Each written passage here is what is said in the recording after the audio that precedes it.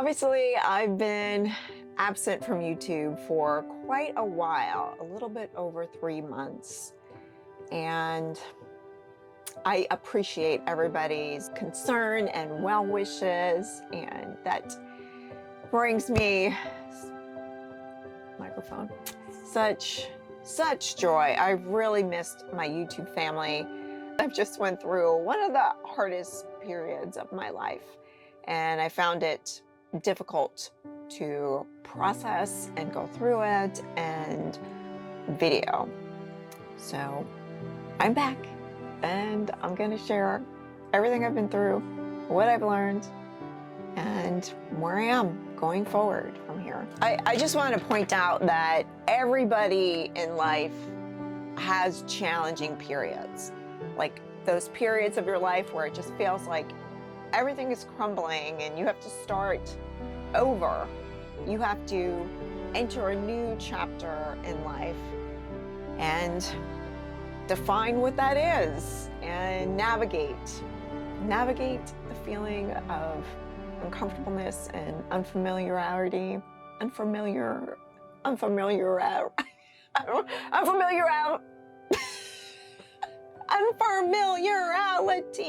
There we go.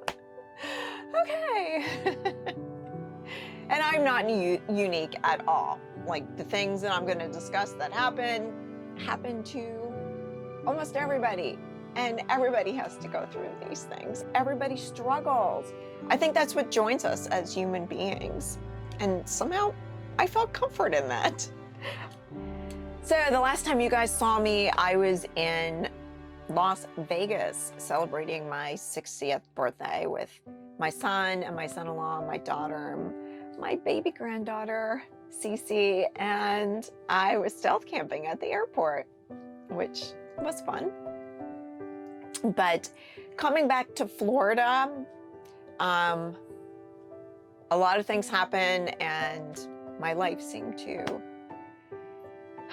enter a really difficult turn. I consider myself a nomad. If you're new here, my name is Kim Ann. I travel in this truck camper with my two dogs, Ron and Lilo, and I share my travels and struggles and wins with all of you. If you do watch this and you do get something out of it, to please subscribe. It helps me out so much, and I would appreciate it.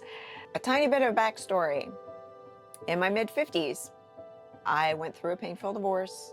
My kids were grown on their own, and I wasn't happy the way I was living. So I decided I want to live in joy, in happiness, in connection. That involved spending quality time with family and friends, being in nature as much as possible, and traveling. But if you're in your mid-50s and you become a nomad at that time, you might run into what I ran into, which is my kids are on their own, they're independent, but my parents needed me. My parents were aging. My mom got cancer. They just had a lot of health issues come up at that time. So even though I was a nomad, I spent, for the past few years, most of my time in Florida in a campground close to my parents' house, alternating living with them. They wanted me to live with them full time, but I struggle with that. I love my parents dearly, but living with them full time made me depressed. I didn't want to be in suburbia with all the noises and lawn service, garbage trucks, neighbors, doorbells, phones ringing off the hook all the time. It really weared on me. So it was a fine line, and it was a lot of struggle. Feeling guilty.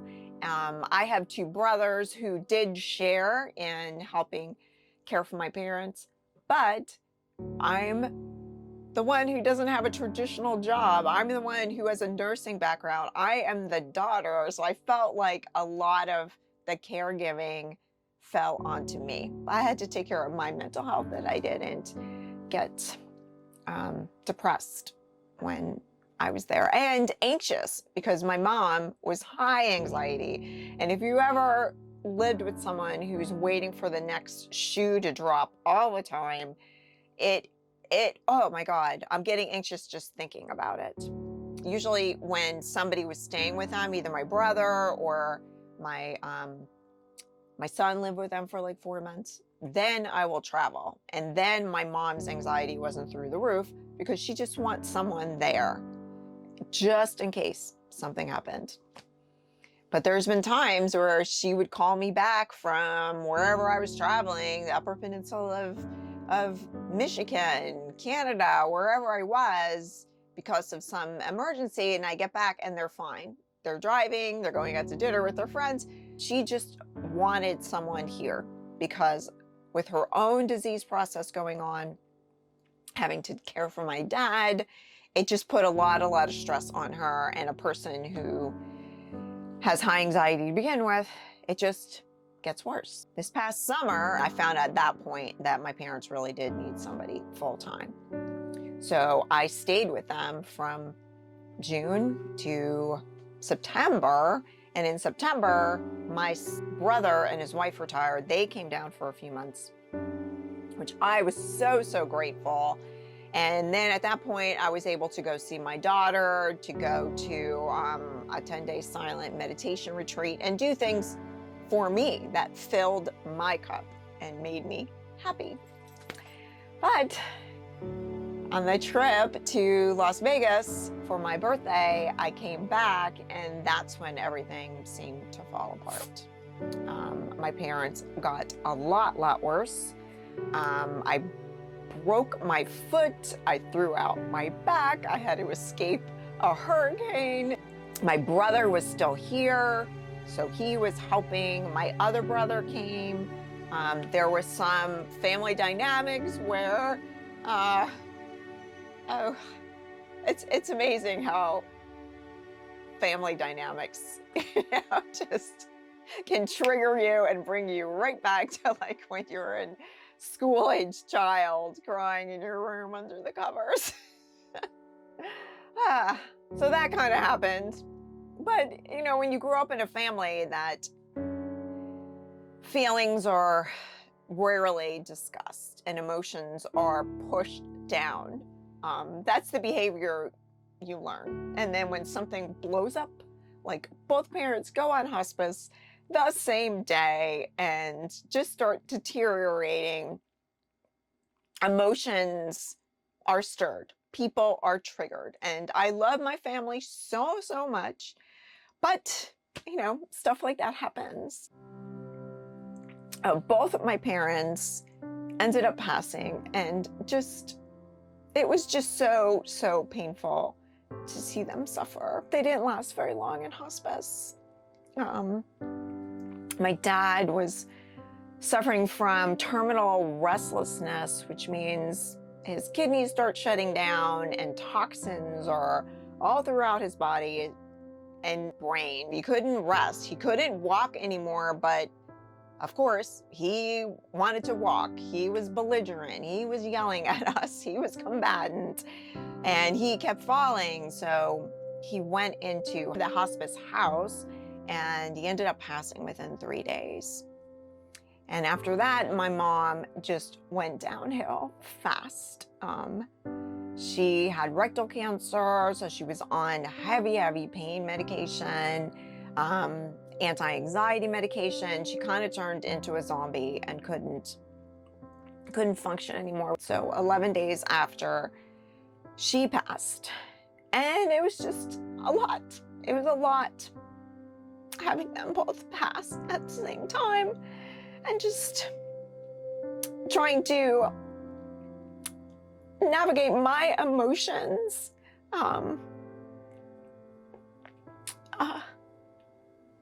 My mom ended up passing in her house, which is what she wanted.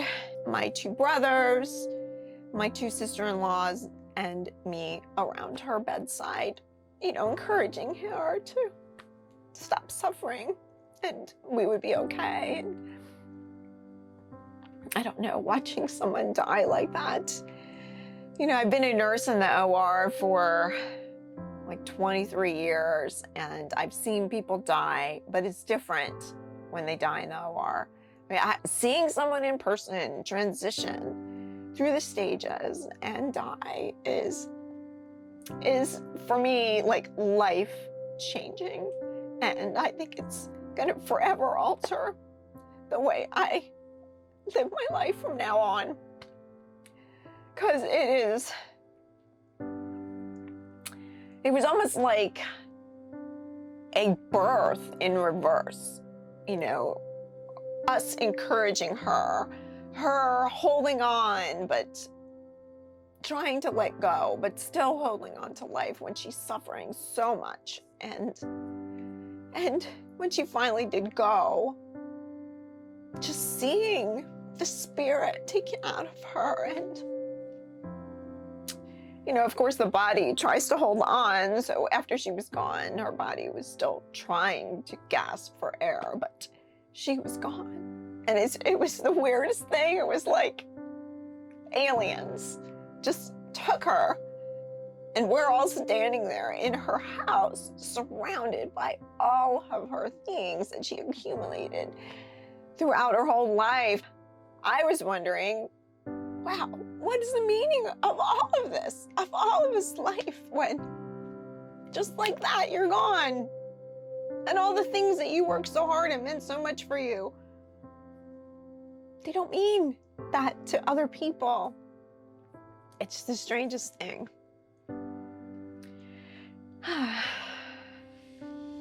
So here's the things I have learned from this whole experience. Number one is I'm not really afraid of death anymore. Even though it's painful to watch, we're all going to go through it. And it makes me value my purpose in life, to live each day with meaning and love, and know that, yeah, it sounds bleak, but death is coming for you. And not wait, not put things off. It reinforced my belief that what we do every day is our health care.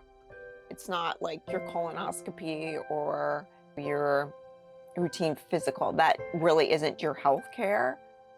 What you do every day, how you choose to live, how you choose to deal with your stress, what you eat, how you move, how you love, that is your health care. Watching my parents decline for decades in pain really, really reinforced that to me. That I don't have to be perfect, but to live my life with that in mind, that I don't want to live my last decades in pain and struggle on medications and have doctor's visits like take over my life. You know, sometimes that can't be helped. You can live the cleanest, healthiest life and still get sick and still die prematurely. But I think a lot of it is under our control. A lot of it has to do with your lifestyle and your health-care or self-care every day.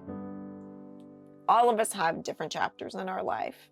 No matter how hard you try for things not to change, they're gonna change. Crap is gonna happen. You're gonna be tested. And to accept that and learn from it and grow as a person. The day before my mom died, she told me that I made her very happy. And I never knew that.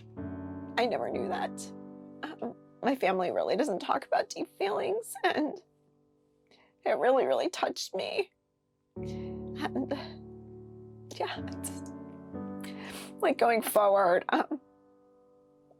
I made it a point to tell my kids how I feel about them as often as I could, to let them know that they make me happy every day and I'm proud to be their parent. And I'm not blaming for my mom for not telling me that sooner. People do the best that they can. It's another thing I've learned, that people are always doing the best that they can at that point they are in their life. And my parents had a lot of childhood trauma, heavy, dark, challenging things that they tried to push down their whole life. But the fact of the matter is, you can't push it down your whole life. Like, things are still gonna come up and it still comes out. And I don't blame them at all. They were doing the best that they could. And I love them dearly. But that's another lesson for me going forward, to always, always be transparent with my kids and the people that I love, and express to them how grateful I am to have them in my life. Like all of you, I'm so grateful. You were all in my life. Like, doing YouTube has been monumental to my self-acceptance, to my connection with other people. It's huge. And even though sometimes I struggle with it, and when I'm away from it, getting back into it, like, these dark voices from the past come back and tell me, who's gonna listen to you? You're not good enough. It's a lot of work. You can't do that. But I've done it. I've done it in the past, and I have to come up against that so often. And that's just part of the road. But I'm not going to let it pull me under. I'm not going to let it stop me. So I'm still here, putting out imperfect videos. And I'm so grateful that you're here too. Another thing I've learned is I've worked so hard to find my voice, because I was always a people pleaser, and I always walked on eggshells around people, and not use my voice, not be transparent and honest and voice my feelings and stuff them down. And I learned you can't do that. You can't do that all your life. Many people do, but there's been studies that link this kind of emotional suppression to diseases, to autoimmune disease, to ALS, to cancer, to heart disease. It's detrimental. You can't please everybody. And I've lived so many years afraid that I was gonna hurt somebody. But you can't live your life like that. And what I've learned is, say it. Just say it. And if somebody takes it the wrong way, they take it the wrong way. That's on them. You can always apologize, but not apologize for who you are. Apologize if you said the wrong thing. You can find your voice, but what I've learned through this is there are people that don't want to hear your voice, that it triggers them, they don't want to hear it, or they don't believe you. The only thing you can do is be honest, be transparent, be who you are, because when you suppress those feelings, it changes you. And don't change you, because you're amazing. You're amazing and you're unique. When I lost my parents, I lost so much. I used their home address as my address. What's more than that is, it was always a place to come back to where I was accepted and loved, and it's a place of safety and comfort. And even though I'm 60 years old now, I don't think I truly appreciated it when I had it. Like, my parents would always just greet me with open arms anytime I went through that door, and I could stay as long as I wanted. They would miss me when I was gone. They would want me to call them every day and let them know where I was. My parents died at 89 and 92. And now I'm the elder, right? I'm the elder in the family. And that's an adjustment also. I broke my foot in the middle of when all of this was going on. And I believe that illness, injury, sometimes there's more meaning to it. Now, this is just the way I see my life, but there always serves a purpose to it. The universe is telling me to stop and pause and focus on the big thing that's coming. And breaking my foot allowed me to do that. It allowed me to pause and process all of the things with my parents and my family, to be grateful that I'm healthy enough where I can heal. So that forever changed my life, and also reinforced self-care and making sure my body is strong going forward into older age, because it's so critical. Moving forward, I'm looking forward to this chapter of my life. There is a void from my parents, and I'm reflecting on my life with them and very, very grateful. I feel like they're always with me. So now I'm intending to still live in the truck camper, still travel on different adventures, still spend as much time in nature as possible. I'm excited to get back to YouTube because y'all brings so much to my life, and it brings me so much joy when people say that I've helped them in some small way. I want to thank everyone who's hung around and listened to my babbling. You mean the world to me. I just ran out of battery on my camera when I was filming that goodbye, but I just want to send love out to everyone. And remember to be kind, especially to yourself. That is something that's near and dear to my heart, because there were so many years I wasn't kind to myself. And loving yourself, being kind to yourself is everything. It's the key to life. So, all right. Sending love to everyone. I'll see you in the next video. Bye.